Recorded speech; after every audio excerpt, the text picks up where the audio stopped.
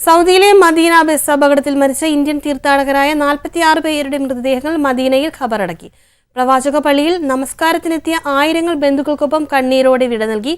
സൗദിയിലെ മോർച്ചറിയിൽ സൂക്ഷിച്ചിരുന്ന മൃതദേഹങ്ങൾ ആംബുലൻസിൽ മദീന പ്രവാചക പള്ളിയിലെത്തിച്ചു.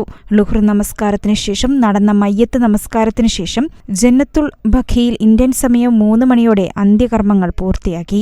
പിന്നീട് കബറടക്കം നടത്തി. സൗദി മന്ത്രാലയ ഉദ്യോഗസ്ഥരും ഇന്ത്യയിലെ കേന്ദ്ര സർക്കാർ പ്രതിനിധികളും തെലങ്കാന സംസ്ഥാന സർക്കാർ സംഘം, ഇന്ത്യൻ സ്ഥാനപതി, കൗൺസിൽ ജനറൽ തുടങ്ങിയവർ സംസ്കാര ചടങ്ങുകളിൽ സംബന്ധിച്ചു. ഇന്ത്യൻ സ്ഥാനാധിപതി doctor Suhail Ajaz Khan, Jeddah consulate general Fahad Ahmed Khan Suri എന്നിവർക്ക് പുറമെ പ്രവർത്തനങ്ങൾ ഏകോപിപ്പിക്കുന്നതിനായി ഇന്ത്യൻ സർക്കാർ അയച്ച ഉന്നതതല സംഘത്തലവൻ ആന്ധ്രാപ്രദേശ് ഗവർണർ ജസ്റ്റിസ് അബ്ദുൾ നാസിർ, വിദേശകാര്യ മന്ത്രാലയ സെക്രട്ടറി അരുൺകുമാർ ചാറ്റർജി എന്നിവർ ബുധനാഴ്ച മദീനയിലെത്തിയിരുന്നു. തെലങ്കാന ന്യൂനപക്ഷ ക്ഷേമകാര്യ വകുപ്പ് മന്ത്രി മുഹമ്മദ് അസറുദ്ദീൻ, മാജിദ് ഹുസൈൻ MLA, വകുപ്പ് സെക്രട്ടറി B. ഷാഫിയുള്ള മറ്റ് തെലങ്കാന സംസ്ഥാന സർക്കാർ ഉദ്യോഗസ്ഥരും ചൊവ്വാഴ്ച മുതൽ മദീനയിലായിരുന്നു.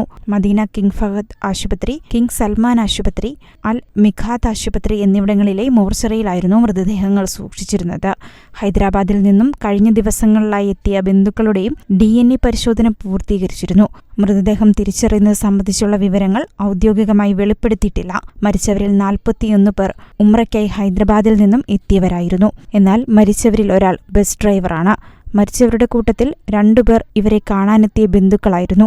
അവരും മക്കയിൽ നിന്നും ഒപ്പം മദീനയിലേക്കുള്ള യാത്രയിൽ ബസ്സിലുണ്ടായിരുന്നു. ഡ്രൈവർ സീറ്റിന് സമീപം മുന്നിലിരുന്ന 24-കാരനായ മുഹമ്മദ് അബ്ദുൾ ഷുഹൈബ് മാത്രമാണ് അത്ഭുതകരമായി അപകടത്തിൽ നിന്നും രക്ഷപ്പെട്ട ഏക വ്യക്തി. ജയ് ഹിന്ദ് ന്യൂസ്, മിഡിൽ ഈസ്റ്റ്.